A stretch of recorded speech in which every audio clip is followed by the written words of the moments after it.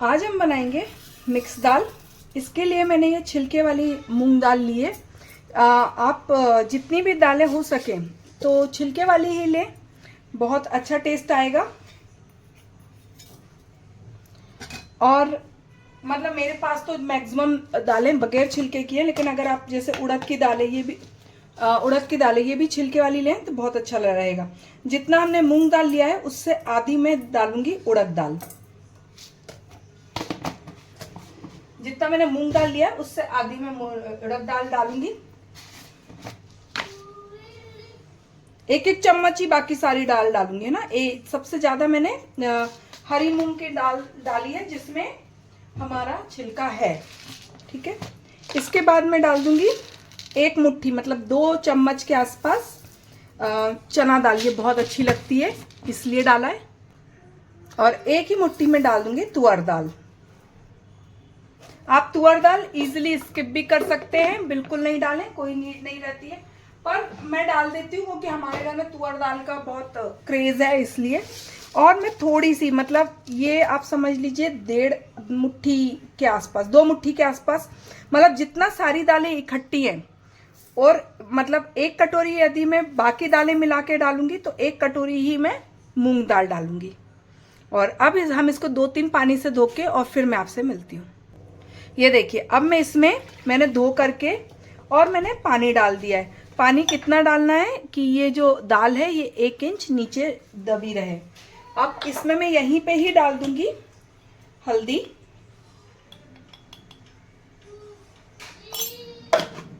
नमक डालूंगी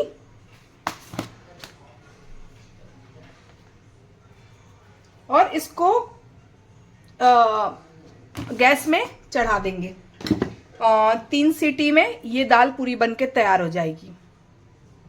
मतलब उसके बाद छोंकना वगैरह है लेकिन ये पक जाएगी। स्टेज 1 क्लियर हो जाएगा। अब हम थोड़ा प्याज लेंगे, एक मीडियम साइज प्याज लीजिए और इसको काफी बारीक, मैं तो चॉपर से काट रही हूँ तो काफी बारीक ही होगी। इसको काफी बारीक, आप जितना बारीक आप काट सकते हैं, यदि आपके पास चॉपर है तो चॉपर का यूज करें, नहीं तो जितना बारीक हो सके उतना बारीक इसको काटना है, चॉप करना है। और 8-9 हम लहसुन भी इसको लगा करके और चॉप करके और फिर मैं आपसे मिलती हूँ। ये अब मैं इसमें जीरा डाला है और मैं इसमें डाल दूंगी हमारा प्याज और लहसुन। ज़्यादा तेल डालने की ज़रूरत नहीं है। डेली जो कुकिंग रहती है उसमें जितना कम से कम तेल हो उतना लेट कीजिए। बल्कि अगर आपको लगे आप नहीं सेक पाएँ तो आप इसको पकाइए पूरा, क्योंकि पकने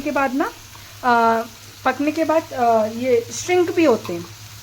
और जैसे ही श्रिंक हो जाए ना, तेल एक्स्ट्रा निकाल लीजिए, क्योंकि त्योहार वगैरह में तो हम वैसे ही खुद तेल खाते हैं। ये मैंने लिया है करी लीव्स, ये डाल दिया। मेरे पास सूखी हुई है, मैंने वही डाली है। और अब हम इसको थोड़ा चला करके इसमें डाल देंगे हींग। हींग अच्छी क्वांटिटी में डालिएगा। इसमें अच्छी क्वांटिटी में हींग अच्छा लगेगा। ये देखिए, ये डाल दिया मैंने, आधी चम्मच के आसपास डाला है।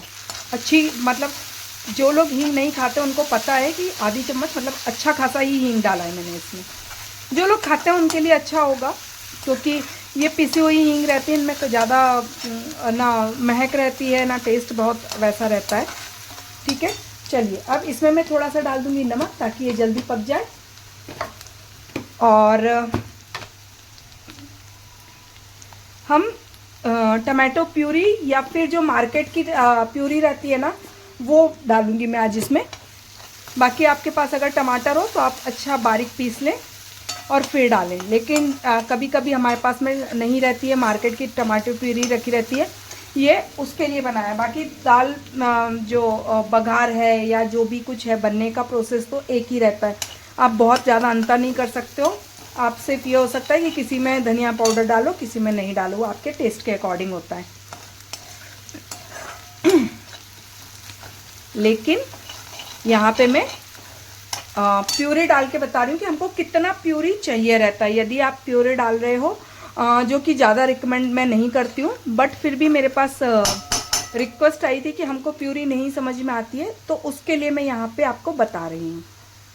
ये देखिए, जब भी मैं प्यूरी का यूज़ करती हूँ ना, तो पहले मैं थोड़ा सा पानी डाल लेती हूँ। ये मेरी प्याज हो गई है, ब्राउन आ चुका है, इसमें मैंने आधा कप पानी डाल दिया है, ताकि प्यूरी बहुत ही जो हम घर में पीसते हैं ना प्यूरी, उसमें थोड़ा बहुत फिर भी पानी रहता है, ये बहुत प्योर फॉर्म में रहती है, तो इसमें आप डाल लेंगे तो अच्छा रहेगा। और ये देखिए क्या होता है ना, 1 चम्मच,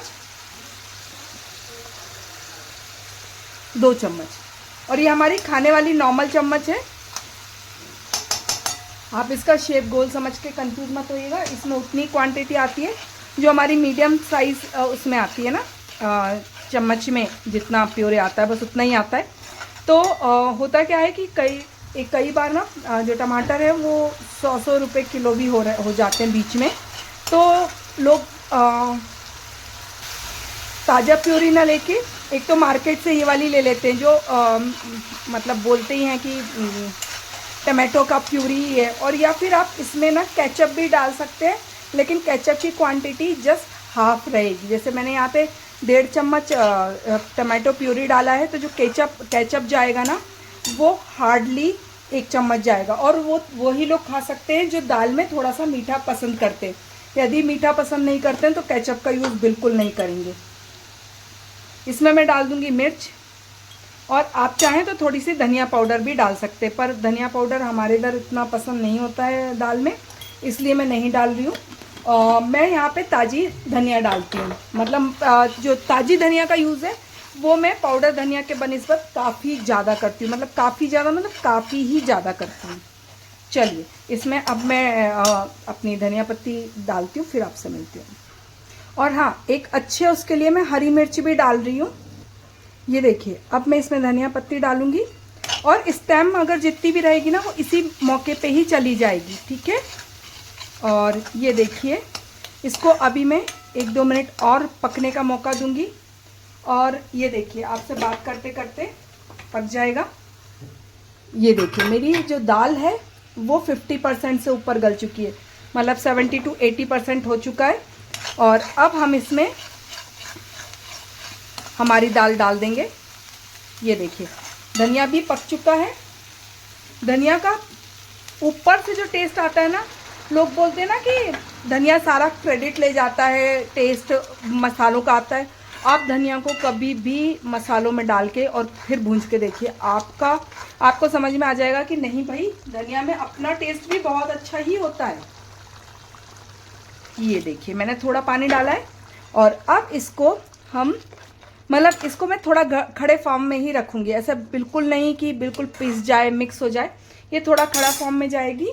और चलिए, अब मैं इसको एक बॉईल आ जाता है, और ये जब सब मिक्स हो जाता है ना आपस में अच्छे से, फिर मैं आपसे मिलती हूँ।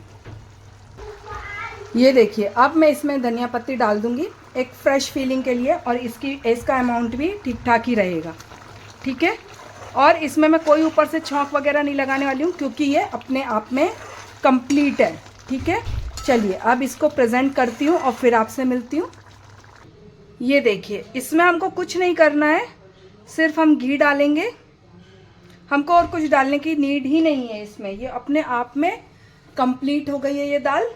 अगर आपको फिर से लगे, क्योंकि धनिया पत्ती बहुत एक्सेस में हो जाएगा, पर फिर भी अगर आपको लग रहा है कि नहीं, आपको टेबल में रखना है और धनिया पत्ती थोड़ी सी आप मिस कर रहे हो, तो बिल्कुल हल्की सी धनिया पत्ती डाल दें, बस। ये आपकी मिक्स दाल बनके तैयार हो गई है। कोई ढाबे वाली दाल नहीं, एकदम घरेलू दाल है, लेकिन टेस्टी दाल है।